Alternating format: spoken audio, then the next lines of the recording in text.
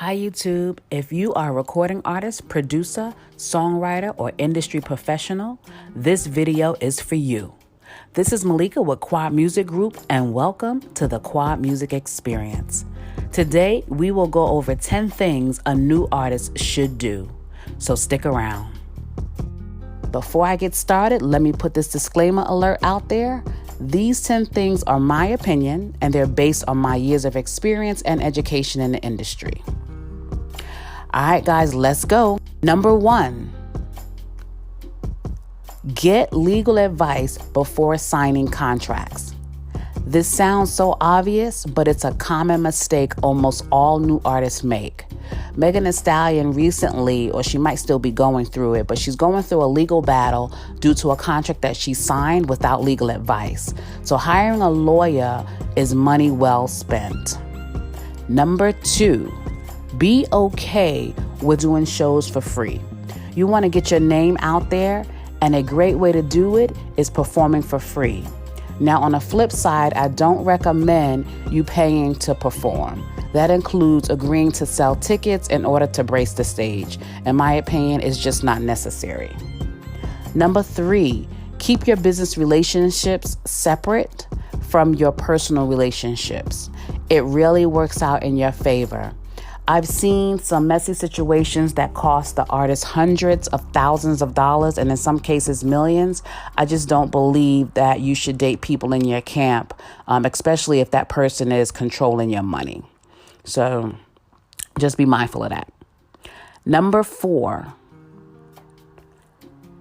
have a clear understanding that free does not mean free.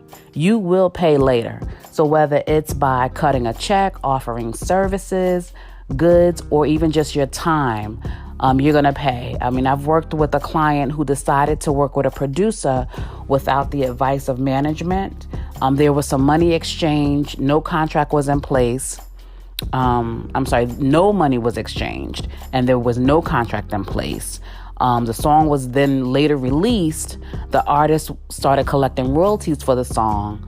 But when the producer found out that it was released, of course, he wanted his cut. The artist did not agree that he should get anything, and the producer ultimately hired an attorney and decided to get a cease and desist order until they worked it all out. So, in situations like this, no one gets paid, obviously, because the song isn't generating any revenue. So in the end, the artist will have to pay the producer, and it could cost more than what they initially, could have gotten, from the beginning. So just know that free comes with a price tag in this business. That leads me into number 5. Be sure to consult your management team before you make a business decision.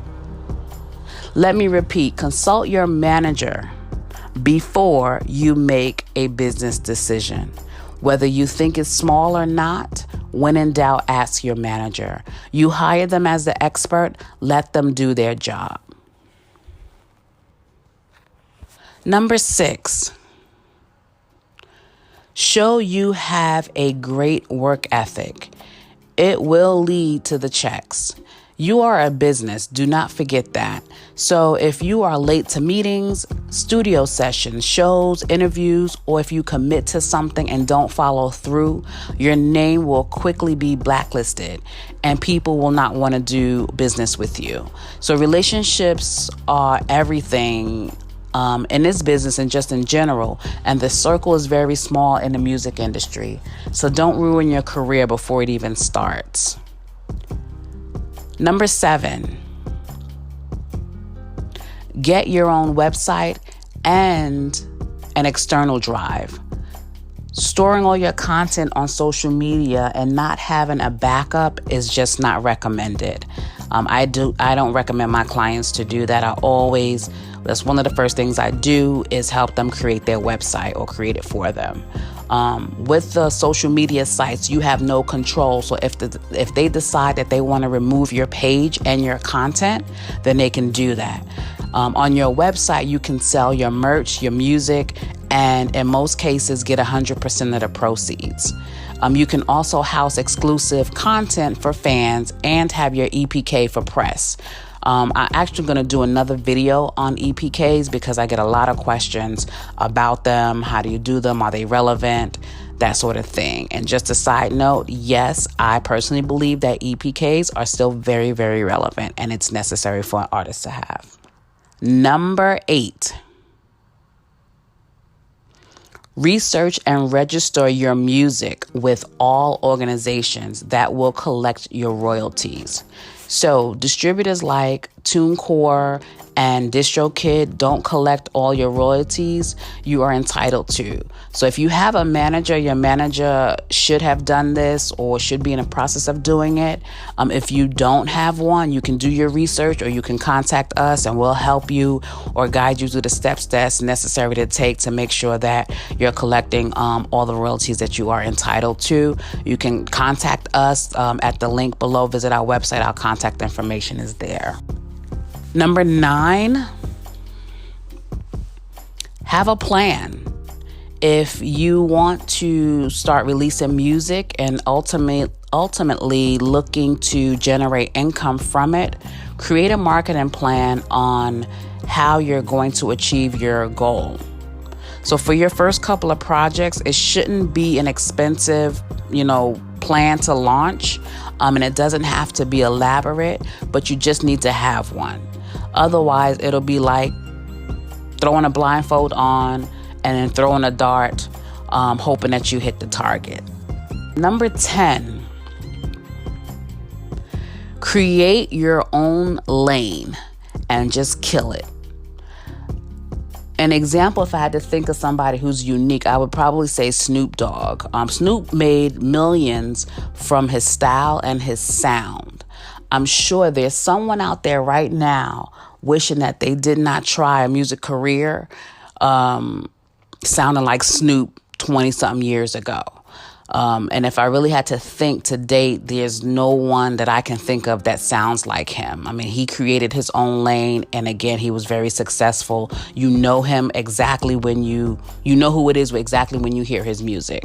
So oftentimes I see new artists, especially in the hip hop genre, try to emulate the sound of a successful rapper. I mean, from the vocals to the actual production.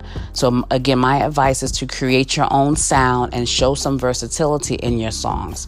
And ask yourself, can you go commercial? Or does all of your music sound like trap music with a bunch of profanity and violence?